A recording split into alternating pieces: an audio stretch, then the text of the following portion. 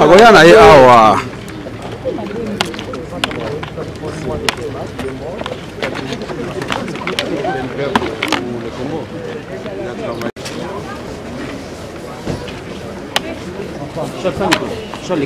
Michel.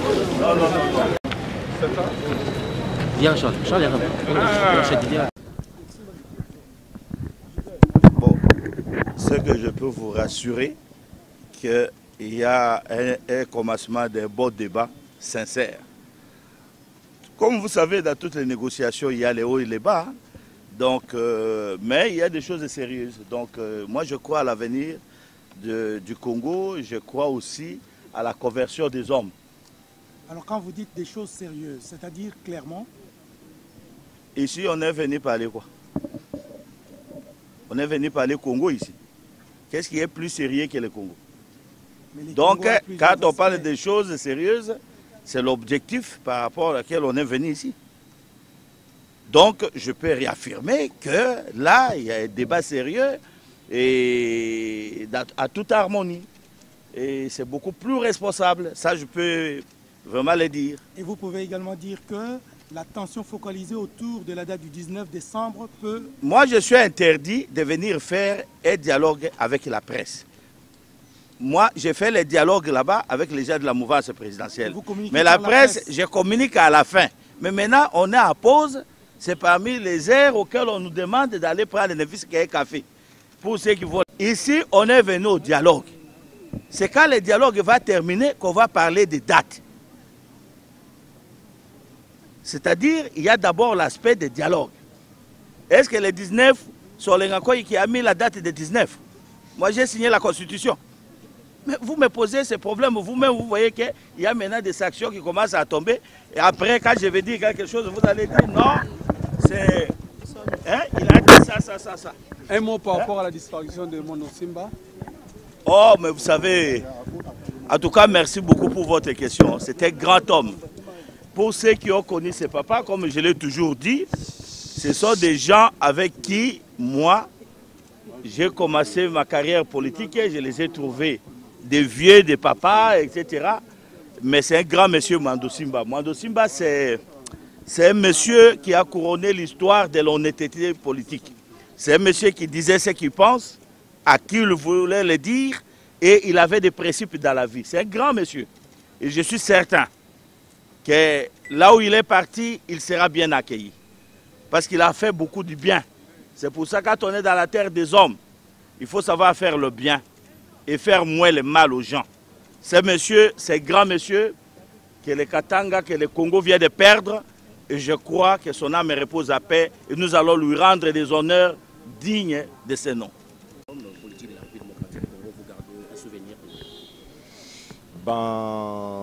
C'était quelqu'un qui avait un engagement vrai dans la vie publique, quelqu'un qui était fort dans sa région, qui a été élu en 2006 avec suffisamment de soutien contre la tendance générale de sa circonscription et qui s'était engagé avec courage dans l'opposition qu'il menait depuis quelques mois. Et donc c'est une grande perte, une grande ressource que le pays a perdue. Un patriote et incontestablement un homme d'État. Alors, présent, nous revenons à l'actualité. Vous venez donc de passer un premier module. Qu'est-ce qu'on peut savoir? Vous voulez tout savoir? On vient juste de démarrer et je dis que nous avons beaucoup d'optimisme sur la suite. Et nous allons juger sur pièce pour voir quels sont les engagements réels des uns et des autres. On est là pour trouver des solutions. J'espère que tout le monde aura pris la mesure de la crise et qu'on ne viendra pas faire ici de la politique au sens de la défense des intérêts individuels. Ce qui compte, c'est l'intérêt général, c'est le respect de la Constitution, la consolidation de l'état de droit et de la démocratie dans notre pays. Ça, ce sont les valeurs qui nous guident et pour lesquelles nous sommes intransigeants. Et ça va, dans quel climat se déroulent ces travaux? Vous dites? Écoutez, c'est un climat où on a des divergences avec nos amis de la cité de l'OUA, il ne faut pas s'en cacher. Mais c'est des divergences qui sont appelées à être aplanies Et nous allons voir quel est l'engagement qu'ils ont pour faire le compromis sur ce qui apparaît aujourd'hui être l'intérêt essentiel du pays et de la nation. Le président de la CENI a été invité, c'est pour dire que vous commencez les questions de fond liées au processus électoral? Absolument, c'est un acteur majeur du processus électoral qui est en crise et nous avons des choses à dire. Nous ne sommes pas d'accord sur beaucoup d'options qu'il présente. Comme quoi? Écoutez, déjà, vous savez, nous sommes partis d'un budget annoncé par la CENI de 1,2 milliard qu'on n'avait pas les moyens de mobiliser et il nous a sorti un budget de 1,8 milliard. Sur la séquence des élections, la manière d'organiser l'enrôlement des électeurs, toutes ces questions techniques dans les détails desquelles je ne vais pas rentrer ici et pour lesquelles il y a de vraies options qu'il faut lever en toute responsabilité au-delà des aspects pseudo-techniques imposés par la CENI. Honorable Delis Sanga, l'Union européenne va être sanctionnée quelques politiques de. Ça va dans le sens de l'histoire, c'est dans le sens des engagements de la République démocratique du Congo. On ne peut que se réjouir que la communauté internationale soit aux côtés du peuple congolais pour enfoncer cette lutte. Vous savez, lorsqu'un peuple est en perdition, incapable de trouver justice en interne, c'est à la solidarité internationale et les engagements internationaux de la République nous donnent encore cette faveur, encore heureux que l'Union européenne, les États-Unis et d'autres soient à la rescousse du peuple congolais pour garantir les droits que notre propre gouvernement est aujourd'hui incapable de pouvoir garantir. Américains et les Belges, posez-moi des questions sur nos maîtres, ceux qui sont nos maîtres. Oui. Hein, nous, le nouveau pays colonisé. Alors, votre point de vue, vous avez été sanctionné. Je suis à vous pour la nouvelle colonisation du Congo. Alors, 2 continents hier. Oui. 2 continents. Un pays et un continent. Alors, allez-y. Nous rejetons catégoriquement toute idée qu'une organisation régionale à laquelle nous n'appartenons pas, à savoir l'Union européenne, se permette de sanctionner notre pays qui n'est pas parti au droit européen. C'est un acte d'hostilité et d'agression que nous condamnons et que nous entendons attaquer par toutes les voies de droit possibles.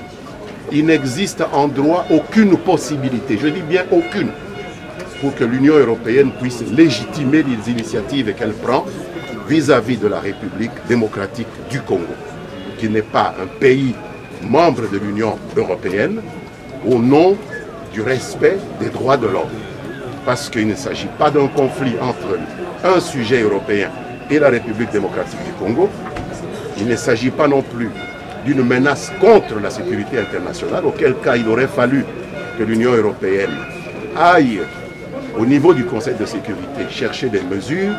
Il s'agit simplement d'un acte d'intimidation d'anciens colonialistes qui croient que nous allons trembler devant eux parce que nous avons diversifié nos intérêts et nos partenariats économiques et ils veulent nous mettre sous pression et nous cherchons l'appui de tous les patriotes congolais contre cette tentative de remettre notre pays sous coupe réglée d'anciens colonisateurs. Vous savez, il y a des mains noires, il y a des mains noires derrière ça.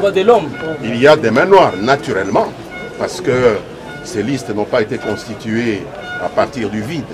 Il y a des faibles d'esprit qui croient que 56 ans après l'indépendance, on peut encore aller en Belgique ou en France ou en Grande-Bretagne ou je ne sais où en Europe pour chercher des solutions aux problèmes de ce pays. Vous vous rendez bien compte que nous sommes en train de rechercher de bonnes solutions aux problèmes de notre pays ici, entre nous, sans qu'il y ait la présence d'étrangers, parce que nous sommes un peuple suffisamment mûr. Est-ce que logiquement vous réfutez aussi catégoriquement toute aide qui viendrait de ces pays-là? Qu'est-ce que cela veut dire? Est-ce que cela veut dire que l'aide que les Américains apportent à l'Union européenne justifie que l'Amérique recolonise l'Europe? Mon cher ami, ça n'a rien à voir.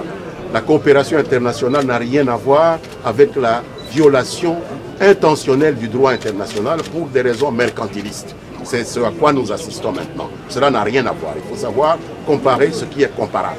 Ce qui s'est passé à Bruxelles avant-hier n'a rien à voir avec le droit international, rien à voir avec la coopération. Et si c'est cela que vous appelez coopération, alors je pense que les Africains devraient beaucoup réfléchir à cette coopération qui fait d'eux des citoyens du monde de seconde zone. Il faut faire très attention. Le rassemblement au moins est congolais. Nous sommes d'accord de discuter avec le rassemblement des problèmes.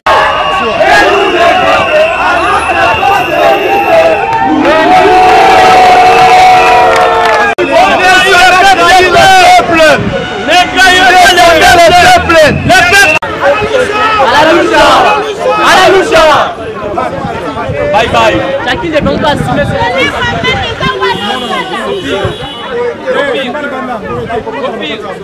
Chacun ne peut pas assumer ses responsabilités. C'est lui qui a failli, il démissionne.